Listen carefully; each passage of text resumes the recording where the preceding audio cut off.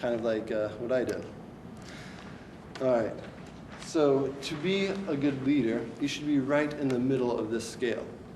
This way, you will be able to make this.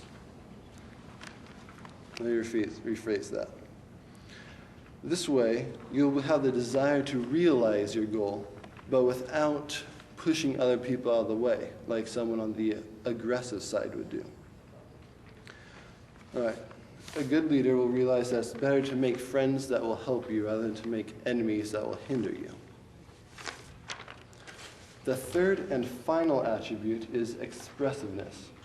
This attribute is extremely important, especially when leading other people. Expressiveness is the ability to convey your information clearly and concisely with absolutely no ambiguity. This is also a scale. It ranges from someone over here who kind of doesn't really make sense when they talk. They might use ambiguous or unclear terms. And then over here is someone who says exactly what they mean and with absolutely no ambiguity. Now think of someone. We all know someone like this who says things that are like very unclear or ambiguous. Ask yourself, would I ever want this person to lead me? Of course not, right? Because you wouldn't know what that person wants you to do or how to do it. But then if you think of the opposite, think of someone who says exactly what needs to be done and the best way to do it. Ask yourself the same question. Would I want this person to lead me? Probably so, because you know without a shadow of a doubt what needs to be done, and you also know how you should do it. To conclude this, there are 3 attributes that a leader should have: ambitiousness, expressiveness, and assertiveness. With these 3 combined, you will have a very effective leader.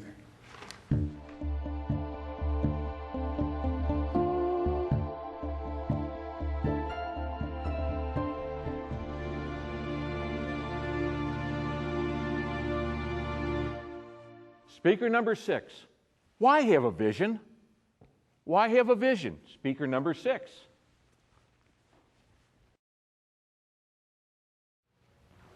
Where there's no vision, the people perish.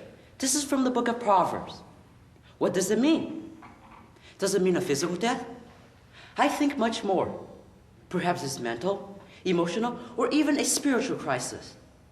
While innocent life is to be protected, it is far more necessary to protect these latter points versus simply protecting themselves from casualties. Those who don't care about anything and/or don't have a vision of what they want to do with their lives will live a destructive life. They think of only themselves and their next pleasure, let it be food, games, something dangerous, or even illegal. So what is vision? A dream or a goal? What we want to do or become someday? Where does this vision come from? Leaders, by default, give vision. That is why it is critical we have leaders who have visions. Visions about the future, aimed at serving the people. When a leader's vision is self-centered, certainly people perish. We see this in the reign of Hitler, Mao, and Stalin. Their eagerness for power led to the destruction of millions of innocent lives. We see in Europe, Asia, and the Middle East as vastly different cultures are encouraged to adopt the same way of life. This is leading to a mini-term, the death of Europe. And in Asia, the gap between males and females has alarmed authorities to the point of offering incentives to keep female children in an effort to balance their future generations. On our own home fronts, we see our youth perishing as they turn towards gangs, drugs, or simply disengage by spending hours in front of a screen. So are there any true leaders based on what we have identified as a leader? There certainly must be, because here you and I sit.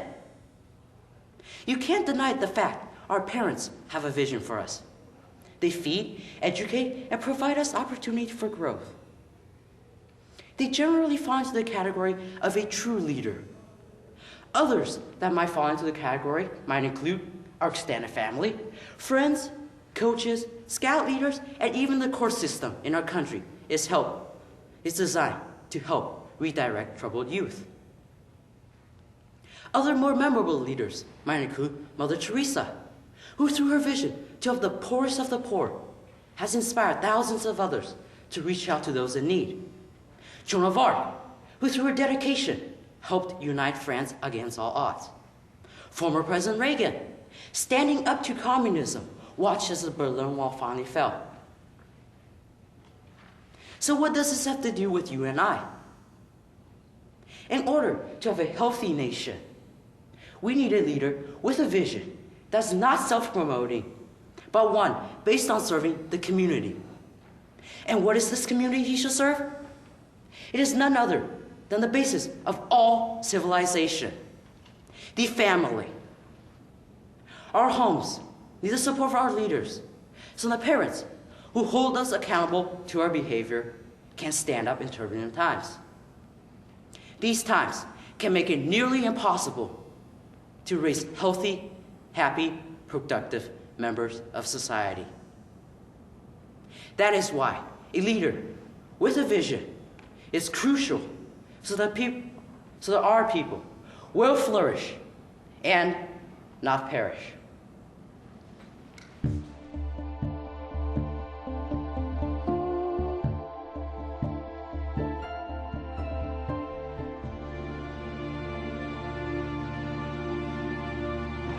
In a moment or two, I'm going to accompany the chief judge and the timer. We will go out and tabulate the results.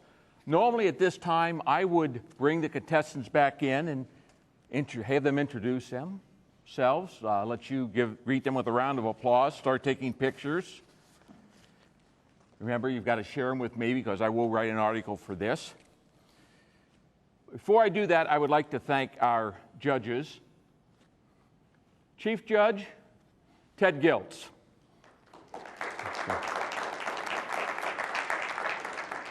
Ted's with MSA now. I have a hard time. We've divided into so many contractors.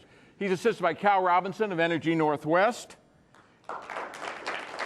Mary Davenport of MSA of the Mission Support Alliance, Lynn Pagel of Energy Northwest, Lloyd Keith of WRPS, the Tank Farms operating contractor. And finally, timer Edgar Hargrove of Washington River Protection Solutions, WRPS. And you'll get to meet, and Kat Irish of NREP, which is one of the other contractors. So thank you, Kat. I had your name here, but it's so hard to remember Irish. You'll also get to meet a little bit later the two chaperones who've been sitting out there keeping the speakers company and haven't been able to hear their wonderful presentations. Bill Leonard and Steve Ackley, who are the presidents of our two chapters, and they'll be presenting the checks tonight. So with that, I'm going to turn this over to Mr. David Harris. As I said, a former winner who's been up here a little bit, has been on the interviewing side. Now he's going to stand in, and I'll bring in the speakers for you. All right, thank you very much, Mr. Schwer. Will you please come in your speaking order?